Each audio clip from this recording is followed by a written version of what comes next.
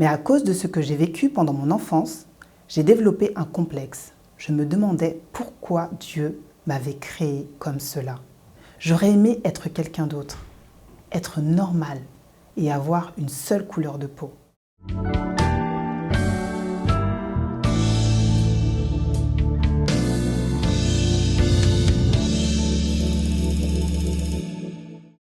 Bonjour, je m'appelle Edeline et je vais partager avec vous mon expérience à propos de ma maladie nommée le vitiligo.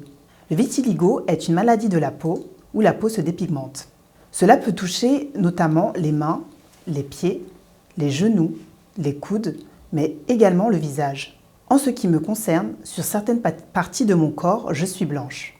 Je ne suis pas née avec le vitiligo, mais je l'ai eu très jeune, vers l'âge de 2 ans.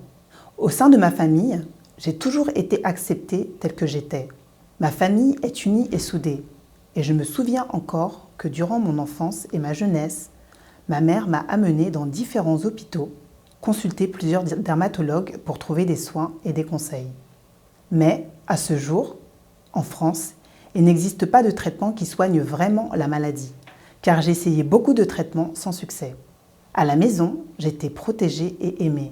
À l'extérieur de chez moi, c'était autre chose. Aux yeux des enfants, j'étais différente. Certains enfants à l'école se moquaient de moi ou refusaient de me tenir les mains de peur d'attraper ma maladie, qui n'était pas contagieuse.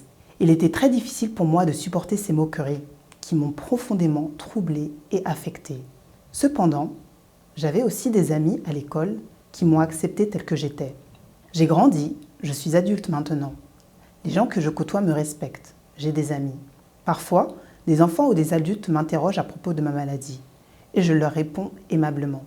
Mais à cause de ce que j'ai vécu pendant mon enfance, j'ai développé un complexe. Je me demandais pourquoi Dieu m'avait créé comme cela. J'aurais aimé être quelqu'un d'autre, être normal et avoir une seule couleur de peau. J'avais du mal à reconnaître les capacités que Dieu m'avait données. J'avais un raisonnement négatif. J'étais axée sur mon apparence, mon image, et cela me faisait souffrir car cela m'obsédait. Au fond de moi, j'avais peur d'être jugée ou rejetée. Ma renaissance a commencé lorsque Dieu m'a libérée il y a 6 ans.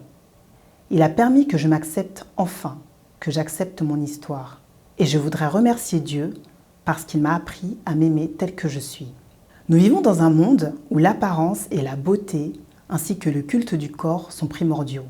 Dieu ne regarde pas à notre apparence physique. Que nous soyons petits, grands, minces ou forts, en situation de handicap ou valide, noir ou blanc, Dieu regarde à l'intérieur de notre cœur. C'est à cause du péché originel que nous avons des maladies et des défauts physiques. Dieu aime toutes ses créatures, en dépit de leur apparence ou de leurs défauts physiques. Une de mes amies m'a dit un jour que je suis la preuve vivante que le racisme n'a aucun sens puisque je suis noire et blanche. Et j'ai trouvé sa réflexion intéressante. Aujourd'hui, je peux dire comme David, dans le psaume 139, verset 14, « Je te loue de ce que je suis une créature si merveilleuse. Tes œuvres sont admirables et mon âme le reconnaît bien. » Aujourd'hui, je me regarde sans difficulté dans le miroir. Je me sens bien dans ma peau. Je peux dire que même si les taches blanches sont toujours là, je suis guérie et je suis en paix. J'ai retrouvé le sourire. Dieu est pour moi mon rocher, ma forteresse, mon libérateur. Seigneur, tu es ma force, ton nom est la victoire sur tout ce qui m'accable. Alors, je vous invite à célébrer le nom de Jésus, le Tout-Puissant. Il a vu ma tristesse, j'étais plongée dans la détresse. J'ai crié à Dieu, il a entendu ma voix. Il m'a relevée et il a révélé les qualités ainsi que les valeurs qu'il a placées en moi. Dieu m'a redonné goût à la vie et aujourd'hui je peux dire qu'elle a un sens grâce à lui. Dieu désire se servir de vous et de moi pour lui rendre gloire. Célébrez-le.